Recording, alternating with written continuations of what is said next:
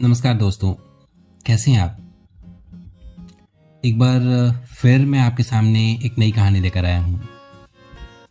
आज की यह कहानी है इंसानी रिश्तों की, भावनाओं की और उस नज़र और नज़रिए की जो हर बात को सही और गलत का चोला पहनाने की ताकत रखता है। आइए सुनते हैं एक ऐसी कहानी जो आपको फिर से सोचने पर मजबूर कर देगी। क्या होता है जब हमारी अच्छाई को ही गलत समझ लिया जाता है? क्या हम हमेशा खुद को साबित कर पाते हैं या फिर हमें ही गलत ठहरा दिया जाता है? अगर इस कहानी को सुनते वक्त ना आपको यह एहसास हो कि आप भी कभी ऐसे हालात से गुजरे हैं जहां पर आपकी मदद को गलत समझा गया हो, अपनी राय शेयर जरूर कीजिएगा। गुनगुनी सुबह की पहली किरणें जब शहर की इमारतों को सुनहरे रंग से रंग रही थी, हल्की हल्की ठंडक हवा में घुली हुई थी। पक्षियों की चहचहाट और गाड़ियों की दूर की आवाजें मिलकर एक सजीवता का एहसास करा रही थी। उस व्यस्त सुबह में नेहा अपनी रोजमर्रा की दौड़ में उलझी हुई थी। नेहा 22 साल की एक लड़की। उसके चेहरे पर न तो मासूमियत बची थी न ही बेफिक्री। जिम्मेदारियों का बोझ उसके चेहरे पर साफ झलकता था। पिता की बीमारी और घर की आर्थिक तंगी ने उसे बचपन से ही गंभीर और परिपक्व बना दिया था। हर सुबह नेहा जल्दी उठकर घर और ऑफिस के बीच दौड़ लगाने लगती।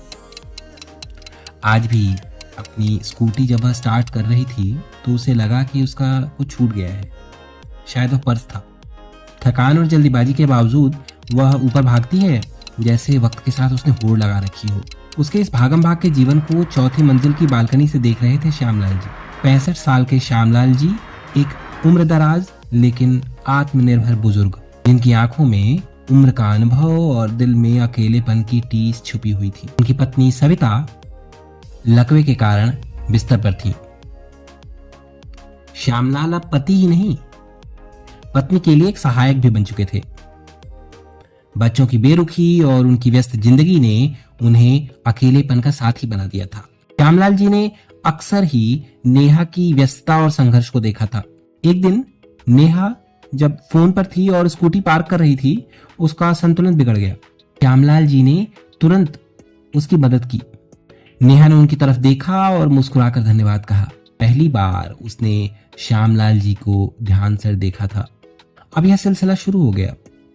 नेहा अक्सर श्यामलाल जी से बातें कर लेती। उनके चेहरे पर एक पिता जैसा स्नेह देखकर वो उनसे जुड़ने भी लगी थी। उधर पड़ोस की संगीता जी, जो कॉलोनी की सबसे बड़ी गॉसिप क्वीन थी, ने इस रिश्ते पर सवाल उठाने शुरू कर दिए। नेहा के रोजमर्रा के मिलने जुलने को उसने अलग ही रंग में देखना शुरू कर दिया। एक दिन श्यामलाल जी ने नेहा से बाजार से कुछ सामान लाने को कहा। नेहा ने भी बिना सोचे हाँ कह दी। अगले दिन जब वह बाजार से वापस आ रही थी, उसने गाड़ी की डिक्की से एक गुलदस्ता और एक गिफ्ट निकाला और श्यामलाल जी को फोन किया। श्यामलाल जी खुशी खुशी नीचे आए और नेहा से गिफ्ट ले लिया। और यह सब संगीता जी ने अपनी खिड़की से देख लिया। बस फिर क्या था, संगीता जी ने अपनी गॉसिप मंडली को सक्रिय कर दिया। कॉलोनी में यह बात आग की तरह फैल गई कि नेहा और श्यामलाल जी के बीच कुछ तो है। अब जब नेहा की माँ नीचे सब्जी लेने जाती तो महिलाएं कुछ कानाफूसी करने लगती, लेकिन नेहा की माँ को कुछ समझ नहीं आ रहा था। रविवार की सुबह कॉलोनी के नीचे हंगामा मच गया। संगीता और उसकी मंडली ने नेहा की माँ को घेर लिया। संगीता ने तीखे स्वर में कहा, तुम्हारी बेटी का आचरण ठीक नहीं है, तुम्हारे बच्चों पर इसका बुरा असर होगा। नेहा की माँ अचानक हुए इस हमले से घबरा गई। तभी बालकनी से यह सब सुनते हुए नेहा भी नीचे आ गई। जब उसे पूरी बात पता चली तो उसकी आंखों में आंसू आ गए। उसने गुस्से और दुख में कहा, आंटी, हर रिश्ते का मतलब गलत नहीं होता। कोलाहल सुनकर श्यामलाल जी भी नीचे आ गए। पूरी बात पता चली, श्यामलाल जी ने गुस्से से कहा, आपने जो देखा वो गलत नहीं था।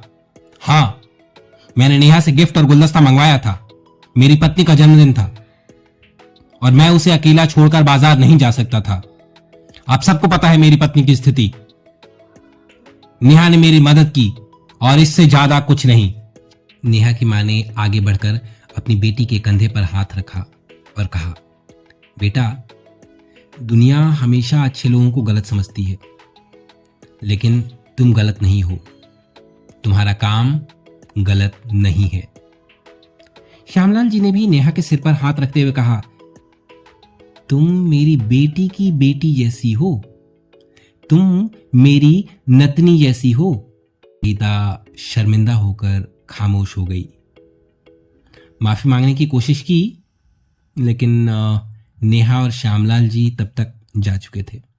कभी कभी हर रिश्ते को गलत नजर से देखने की बजाय दिल की सच्चाई को समझने की जरूरत भी होती है। जुड़े रहिए मेरी कहानियों के साथ और याद रखिए, अपनी कोशिशों को कभी रुकने मत देना, क्योंकि आप अनमोल हैं।